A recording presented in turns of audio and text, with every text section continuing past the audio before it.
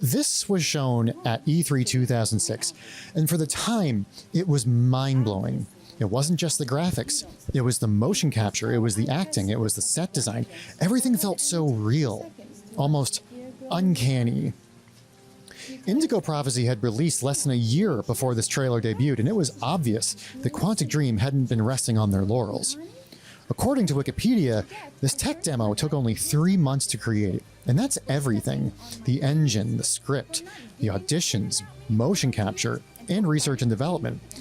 Surprisingly, it was never meant for public viewing, only as an internal prototype. But once Sony saw the magic that Quantic Dream was chasing, they insisted it be shown at their expo booth.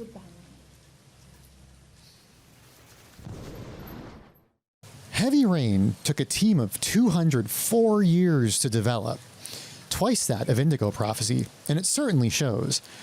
David Cage wrote a 2,000-page script that would require 170 days of filming, which is quite a bit more than your average Hollywood movie. The motion capture employed 70 actors and stuntmen who used 60 modular sets with props to record around 30,000 unique animations. CFO of Quantic Dream, this guy, said it was the largest motion capture project for a video game at the time. Heavy Rain certainly put its $40 million budget to good use. Cage wanted the setting to reflect the main character's fall from grace, and though the city is never named, it bears a striking resemblance to Philadelphia. In fact, the director hired the location scout who worked on the movie Philadelphia to show him the poor areas of the city so Cage could conduct research by taking photos, video, and talking to residents who I'm sure were reimbursed for their expertise. Though beginning life as a multi-platform release, development for the Xbox 360 and PC stopped shortly after Heavy Rain's E3 2006 debut due to Sony signing on as publisher, securing PlayStation 3 exclusivity for the title. Originally slated for release in 2008, Heavy Rain was delayed a year to tighten up the narrative, removing an entire supernatural plotline, optimizing the engine, and other reasons we'll get into later. It was then delayed again to early 2010 to avoid a holiday season packed with games like Modern Warfare 2, Assassin's Creed 2, Dragon Age Origins, Uncharted 2, Borderlands, Left 4 Dead 2, and Arkham Asylum. These are the kinds of games that were dominating sales charts in 2010, and just like with Indigo Prophecy in 2005, Quantic Dream was offering players something mature, unique, and refreshing.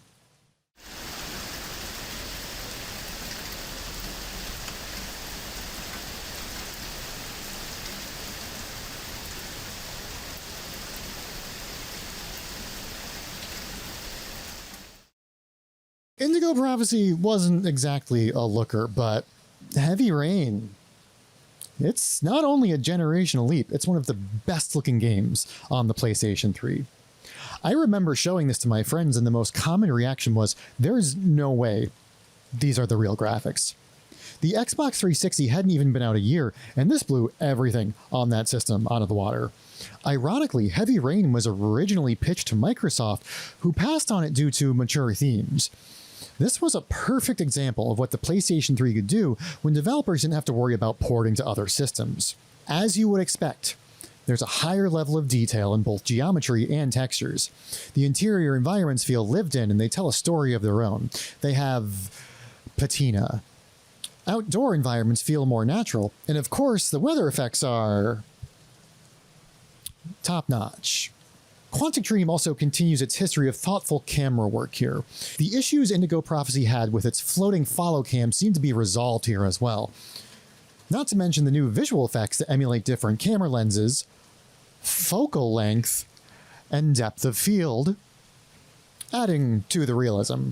However, what really stands out here are the character models. At the time, these were the most realistically rendered humans in a console game. And since Heavy Rain was developed at a time before photogrammetry was the norm, these actors were not scanned in. They were meticulously created with a combination of motion capture, photography, and traditional 3D modeling techniques. Heavy Rain's most iconic scene is also its most impressive, technically speaking. I've never seen a crowd like this in any other video game. Jason! Jason!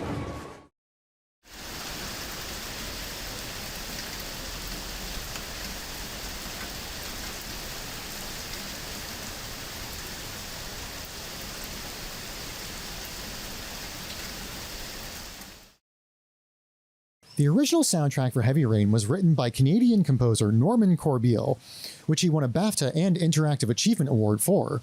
Corbeil also contributed some tracks to Indigo Prophecy and would continue working with Quantic Dream after Heavy Rain. Even though he does have a lengthy resume, there isn't much on the list that would make his name as recognizable as Angelo Badalamenti, the composer which he supported on Indigo Prophecy. But that doesn't mean that his work on Heavy Rain is any less impressive. Corbeil wrote themes for each of the 4 main characters, which are represented by different instrumentation. Chamber music for Madison, an orchestra for Norman, brass and flutes for Scott, and piano for Ethan, which Corbeil played himself. Each was then recorded multiple times with increasing tension and flourish to mirror the heightened stakes taking place on screen. On a personal note, I think Ethan's theme is absolutely beautiful. You'll hear it evolve from a major key at the beginning to a minor key as Ethan's life takes a turn. Hey, shut up. Shut up. Hey. Stop mocking me. Yeah, that's right. There's also a ton of background and ambient music from various artists that you'll hear in certain locations like the Blue Lagoon Club,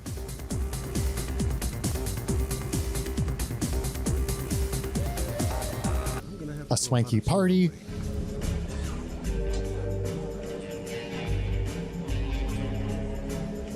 and the shopping mall. Some of these songs will be blaring over an expensive sound system, while others may be quietly playing on a tiny radio speaker in an unnoticed corner. Pay attention, there's some bangers hidden in Heavy Rain.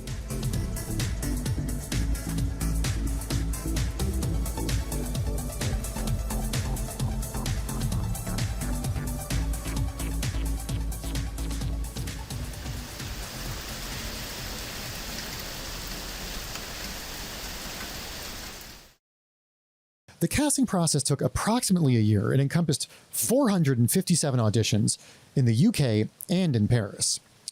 Ethan Mars is portrayed by Pascal Langdal, who has a long history in British and Canadian television and film. The role most Americans might know him for besides Heavy Rain is the 2007 episode of the BBC version of Extras titled David Bowie, which also stars David Bowie, which is another weird connection in the Quantic Dream web. But if you're from the UK, you probably know him from this. 2013 is just over the horizon, people. As is Mauritius. This New Year's Day, Euro Millions is making 25 guaranteed million. He also plays Bagley in Watch Dogs Legion. Albion has security locked down, but you can bet it's got more holes in it than Julius Caesar. And Wallace in Assassin's Creed Valhalla. My clothes, woke up naked and bruised in the woods. Norman Jayden is portrayed by Leon Ockenden, who, like Pascal Langdal, has been active in British media for quite a while. Until its cancellation in 2015, Ockenden was a regular on the drama series Waterloo Road and Coronation Street. Heavy Rain is his only video game credit. Madison Paige is a unique character because it took 2 actresses to bring her to life. Her lines were recorded by Judy Beecher, who has been on The Shield, JAG, and Law & Order, as well as roles in the 1998 Bruce Willis summer blockbuster Armageddon, the Frank Oz-directed Stepford Wives, and alongside Liam Neeson in Taken 3. Heavy Rain is her only video game credit.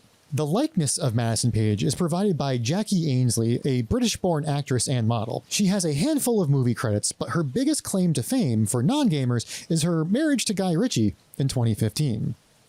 Scott Shelby is portrayed by Sam Douglas, who might be the most interesting out of the main cast. Douglas has a background in theater and has acted on many royal stages in the UK. However, he was on quite a tear in America's cinemas in the 90s, appearing in movies like Batman, Hackers, Mission Impossible, The Fifth Element, Eyes Wide Shut, and Snatch, directed by Guy Ritchie. He also appeared in the 2022 interactive drama As Dusk Falls, a title that definitely borrows its DNA from Quantic Dream games. There are a ton of supporting roles in Heavy Rain, so I can't give them all the attention they deserve, but I'd like to focus on some standout roles and familiar faces. Christian Eriksen, who plays the Doc, has had a lengthy career. His first credited role is as a trans woman in the 1977 movie Fun with Dick and Jane, and his most recent role was in the 2024 Demi Moore body horror flick The Substance. Erickson also played multiple roles in Indigo Prophecy and even worked with Quantic Dream on their first game, Omicron the Nomad Soul. His resume extends to Rayman 2, Alone in the Dark the New Nightmare, and the cel-shaded shooter 13. But I first encountered Master Thespian Christian Erickson in a little game called Mega Race, the action show where violence only happens once every few seconds. Hi, I'm Lance Boyle, and people often wonder if I'm real. Paul Bandy is back, in the flesh, so to speak, and does a great job as Captain Perry. I'm glad to see that he manages to avoid doing any problematic accents this time around. My name is Takao. Holy tell me what I can do to make you happy? The very first character cast in Heavy Rain was Aurelia Bachelon as Lauren Winter, who you'll remember from the casting tech demo. It was her acting that helped pique the interest of Sony and secure funding for Quantic Dream. Without her, Heavy Rain would likely never have existed. There's one more actor I'd like to talk about, but we'll get back to him in a bit.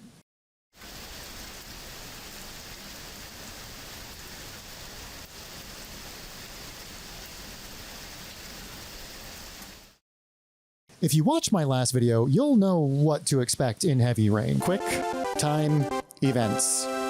But this time, actions and inputs are far more varied. QTE still exists, but they're more fitting, and by extension, forgiving, which makes you feel connected to your character's actions on screen. In action-heavy scenes, inputs are now shown with a timer to indicate urgency. Prompts are displayed in-world, and usually over or next to the object or body part that will be affected. Dialogue trees are shown in a similar way, with each option swirling around your avatar to reflect their inner thoughts. Fixing one of my biggest gripes with Indigo Prophecy, you now use the face buttons, often in combination with other inputs. This is probably the most engaging new mechanic in Heavy Rain. Depending on the situation, you may find yourself playing Finger Twister on your controller to hold 5 or 6 buttons at the same time. This is the only game I can think of that does this, and would become a signature part of Quantic Dream games going forward. With the advent of the DualShock 3 and its built-in 6-axis sensor, some tasteful motion controls have been implemented, usually in situations mimicking blunt force like kicking out a window or serving up a knuckle supper. Sony was really pushing to have their new Wii competitor integrated into more adult titles at the time, so the entirety of Heavy Rain can be played with the PlayStation Move. In fact, the game was partially delayed due to Papa Sony insisting that motion controls be shoehorned into the game. This took resources away from developing multiple planned downloadable content side stories. As a result, only the Madison Page side story, The Taxidermist, was completed.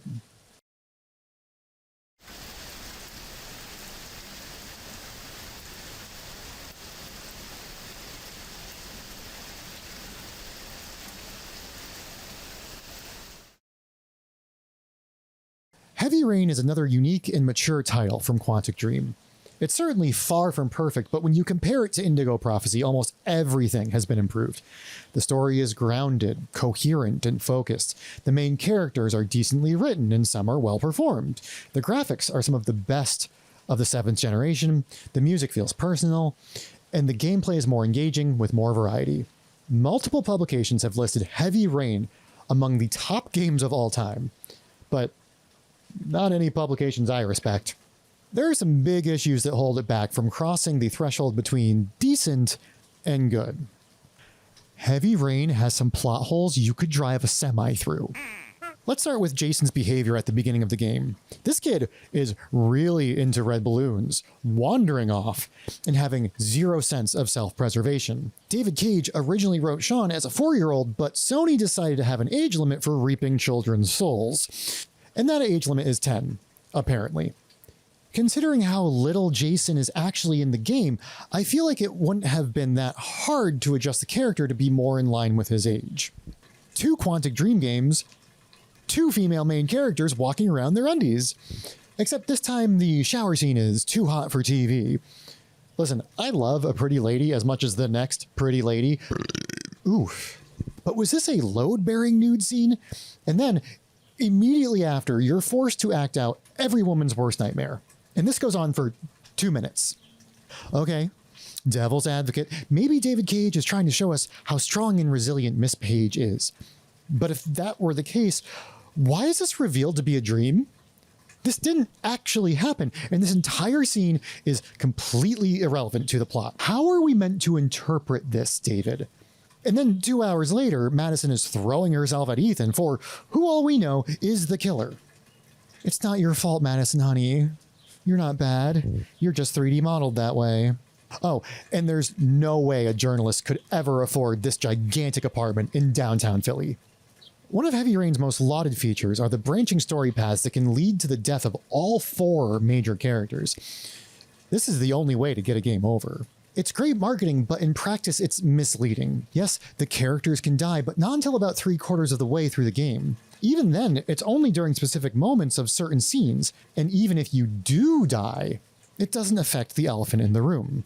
The twist ending. What a twist! It may seem obvious, but in order for a murder mystery to have a twist ending, the killer must be revealed to be one of the main characters. If you're paying attention, you'll realize pretty early on that it can't be Norman and it can't be Madison. Due to head trauma from the accident, Ethan was in a coma for 6 months and still has residual blackouts, one of which happens to coincide with Sean's disappearance.